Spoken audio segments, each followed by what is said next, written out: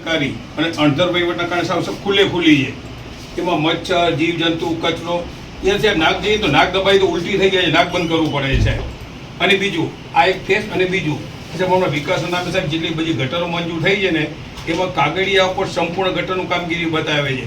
પણ સાહેબ જ્યારે ઇમ્પ્લિમેન્ટ કરી ટેકનિકલ ત્યારે કેટલા ફૂટ છે, કુંડી ક્યાં મૂકવી, સાદા ક્યાં કરવા, કેટલો ખાડો ખોદવો, કેટલી ઊંડાઈ કરવી, સાહેબ તદ્દન નીતિ મતા ટેકનિકલ વસ્તુ નેવે મૂકી અને અણધણ કોઈ પણ ભોગે કે 25% કામગીરીની અંદર કરી 100% કામ બતાવવાની.